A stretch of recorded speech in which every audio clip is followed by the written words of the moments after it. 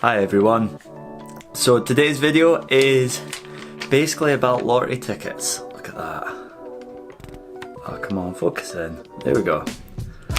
And basically, I guess it doesn't really matter showing you those numbers because the draw's already done. What are you gonna do with the printout? But anyway. So it's basically just on the wonders of a lottery ticket. Now you can see it's quite bright outside, that's why I'm wearing glasses today, because I can't keep my eyes open otherwise. So bear with me, I might look like a beetle, but you know, meh. So historically, the lottery has been for the lower class to pay for middle class extracurricular activities. That's basically how it works. So everyone who was desperate to get rich puts a gamble on winning big, and that part of that money goes towards extracurricular clubs like sports and music and basically all the kind of middle class stuff in the middle. Higher class don't really get included in this because they've made it, they've got the money in hand, they don't really care about this stuff, they can afford it. So some of them still do it, but typically that's the old hierarchy of the lottery system. Now, the reason I personally go in for the lottery is not because of the winnings, because of the jackpot. I mean, that's a complete lie. Of course it's for the jackpot. But there's more to it than that, because realistically, I know personally I'm never gonna win that thing. It's never gonna happen. There's more chances of me being hit by lightning twice today than there is me winning the lottery, and that's just basic statistics, but you never know. There's always a chance, and that's how it hooks you. There's always a slight hope that you can win big, and certain strategies and biases you make up in your head to think that you will be going along with it. But the real reason I buy these tickets is because of that what if scenario up until you physically check your numbers. Now picture this, you're on your way to the shop, you've handed over your money, it's about £2.50 if you're from the UK. You put that over, you get your ticket. This personally is Euro Millions because obviously that's the biggest winning, the bigger winnings. So you want to go big, and you take it, put it in your pocket, you start walking home. Now, on that walk home, you're thinking to yourself, what if this is the winning ticket?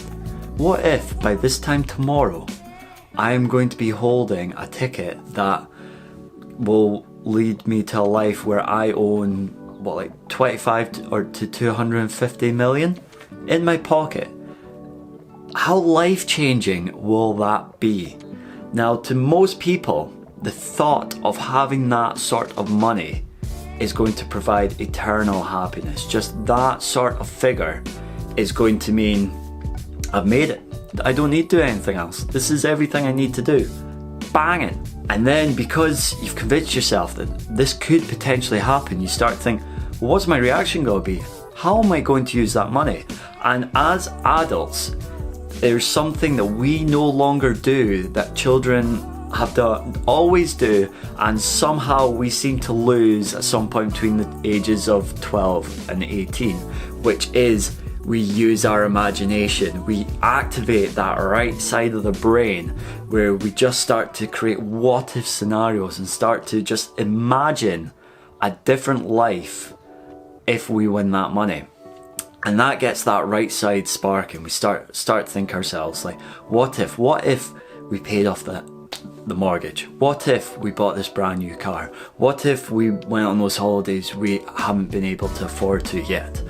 And you start to go crazy, and it gives you that slight hint of an endorphin and slight adrenaline rush of the possibilities, of the potential, of what kids imagine life will be like when they turn into adults. And for some moments, or if you're me, most of the day until the lottery numbers get drawn, you just spend it fantasizing. It just gives you that release from what is the daily grind of real life to just a what if scenario, and it really allows you to see what your priorities are in life and what you want to strive towards. Because let's face it, at the end of the day, we're all working towards something, and if we won the lottery, in our heads we think it would get us there really quick. And so there we go, like whatever you picture spending that money on is really what your primary goal sets are within your working career. It's what you're kind of aiming and focusing towards. So if your focus is to buy a mansion and buy a fancy car, then no matter how much you tell yourself, that is what you're basing your career on. Whereas if you're the type of person who thinks, right, I can pay off my mortgage to make myself comfortable, then I can pay off other family members' mortgages and have them settled and have everyone safe and in an environment where they can thrive. That's your priority in life, and that's what you've got to aim for. So it just allows you that moment of release where you can really see what your priorities are in life. Now, there is a downside to this as well, because one, you've got to have that money to buy a ticket in the first place. I mean, it's not a lot, but it does add up. So £2.50 a week, twice a week, £5 a week, over a month, that's 20 quid. Times that by 12, if you're good at maths, is 120, 140, what about 160? Let's say 140 to 160 quid a year you spend on these little tickets and just giving yourself that moment to enjoy and fantasize about that. But in reality, if you're aiming to strive for that money, it's because you don't have that money. And that's the thing, like you're trying to take 3 or 4 steps up the ladder in terms of wealth because you believe that will lead you to a better life. But the problem is that if you make that too high a leap, you're not going to be able to understand what you need to do with yourself at that point. Now, what I mean by this, so if you start heavy exercising or lifting heavy weights and you go into it cold, so you've skipped your warm-up, you've put more than your 1 rep max onto the bar, you put it on your shoulders and you're about to go in for the squat, and you take it down, and your body's not adapted to taking that sort of load. So what happens? You fall over or you cause yourself an injury. Now it's very similar if you're not aware with gaining a whole lot of money very quickly. And why is this? It's because when you just hear a large number, it's more than you can comprehend because you don't have anything in your life that really relates to it.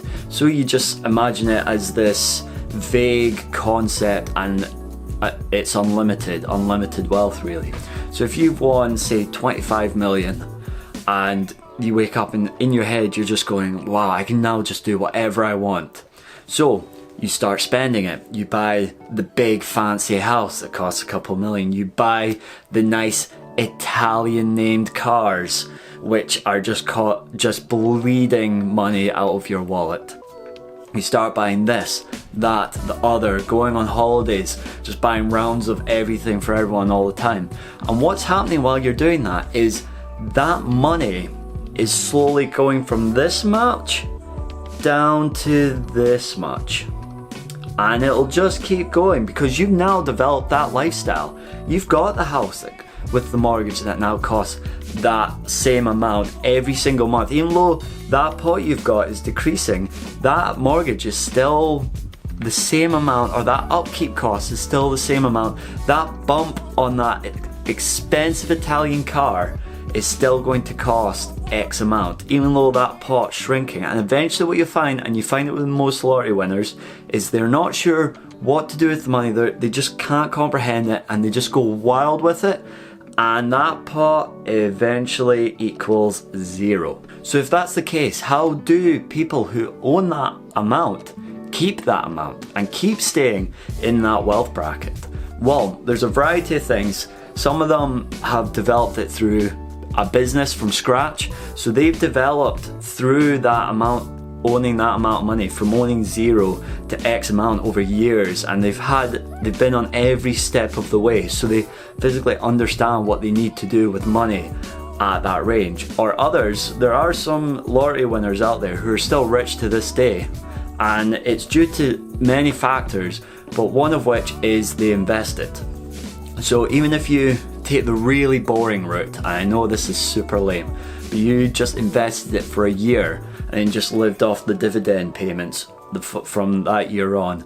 Okay, even if at 1% of what, 25 million is £250,000 a year, you'll still find it very hard to spend £250 a year, but you will forever now have that every other year going forward at the sacrifice of 1 year. And then it's still that thing, you still got to live within your means, you still got to have something coming in, otherwise you just bleed that capital amount. So yes, investing is very boring, but you now have a big pot of money that's now working for you and generating you more money each year going forward. And that's the dream. That's how you become stable, no matter how much wealth you've got.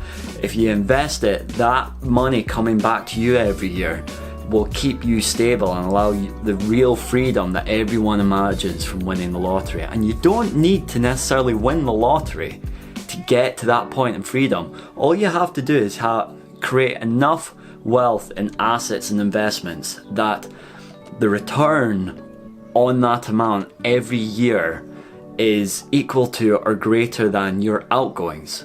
And it's as simple as that. You don't need to win X million pounds to achieve that lifestyle. But in saying that, I do love to fantasize, and I do love just thinking about it, just comprehending what's out there, and it allows you to be imaginative, and it allows you to as I said, reframe your mindset to what actually is important in life. Even if you just use that money to do all the glorious Instagram stuff that you see all over the place, you go on the nice holidays, you're on the nice beaches, you're in the nice houses, you're at all the parties, you're in the nice cars. Once all that is said and done and you get bored of that, what is it you want to do with your life? What is it you want to contribute, or what is it you want to achieve after that point? Because most of us aren't that fortunate. Most of us will just forever do the grind so that we can make enough money to become self-sufficient. But if you finally make it there, what are you looking to contribute then? What are you looking to achieve yourself out of that? Are you still wanting to make more money? Will you be that type of person who enough is never enough? You will forever need more. Or will this allow you the freedom to find what you want to do? Do you want to lead the way in a certain type of technology? Do you want to become the next Bill Gates or the next Steve Jobs? Do you want to do something really off the wall, like say Dyson, and become the leader in basically vacuum cleaners? What is your contribution? Do you want to do an Elon Musk where you own 3 different companies that are doing something outrageous, as in trying to put humanity on another planet? That is their end game at the end of the day. Is it something like that you're wanting to do? Or even are you just happy just lounging and just taking the rest of your years just chilling out, nice book, beer in hand, and just chilling at the beach? I mean, they're both good options. Both of them have their advantages. So it's really the idea of over here, a little pink slip gives you the power to reframe your mindset and really see what your priorities are in life.